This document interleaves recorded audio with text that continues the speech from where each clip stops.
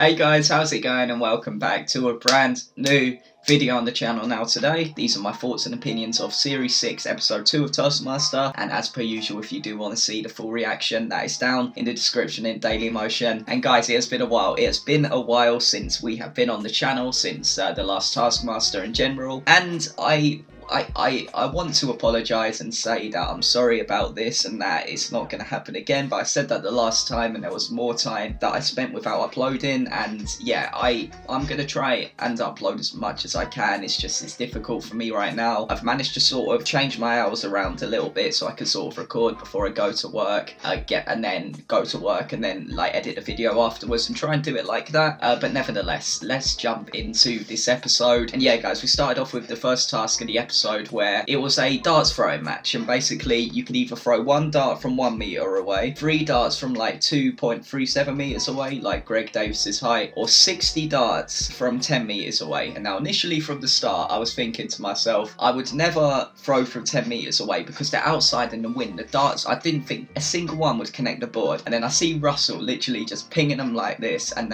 you just like see him hitting the boards and you're like, oh my god. But then again, a lot of his went on the outside, and I think he only got 3 of the darts actually in the board to score. Tim, I think he only got 1 in the board which actually scored.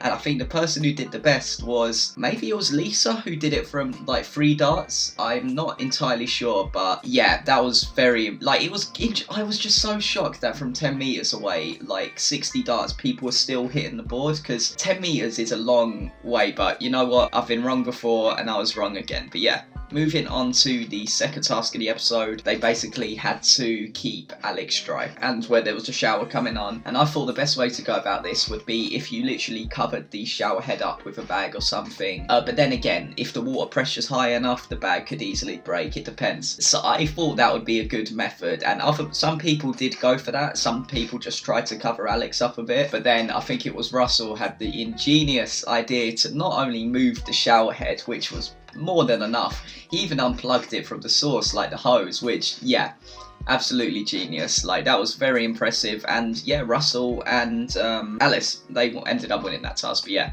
moving on to the third task, this was with the eggs, and basically you had to get a photo with like as many people holding eggs as you can. Lisa did a super big photoshopped thing with loads of eggs in it, and she ended up winning it because there's loads of people with eggs. But I want justice for Tim Vine in this one.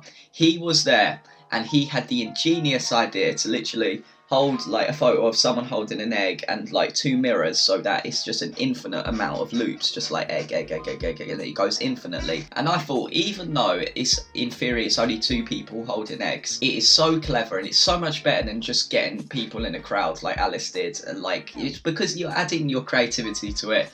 I thought he could have done a bit, like he should have been scored a bit higher there, but we move on. And then the fourth task of the episode, this was the one where you had to do the little man and make like the coolest scene out of him.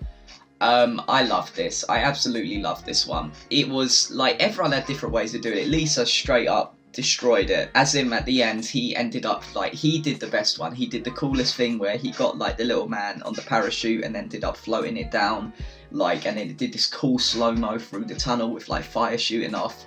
It was amazing. Probably one of the best things like on the show I've seen for a while. It's really creative. I really like that one. And then guys, the live task of the episode. This was very, very clever, because I don't know if you guys have seen Carrot in a Box with Sean Locking. Coincidentally, I've done a reaction to him just now. Basically, you have to take a grape, either put it in your hand or your mouth, and you have to say a sentence. So for example, if you want to act like it's in your mouth, you could like say, I've got a grape here, just be like, keep it in my hand, but be like, no, no, no, no, no, and they think it's in your mouth but it's in your hand. Or you could put it in your mouth and just try and talk as normally as possible, like, yeah, that's what's happening, and they'll be like, oh, it's clearly in your hand then, and it's in your mouth. And that whole concept was really good.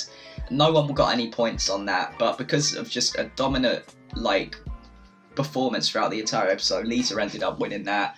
And yeah, it was well deserved, and I think that, yeah, she did really well today. No one could compete with her. Very, very good job. And yeah guys, I hope you guys did enjoy this Taskmaster reaction. I'm going to try and get episode 3 out as soon as I can, and appreciate you guys sticking with me. And yeah, I'll see you guys later for the next video.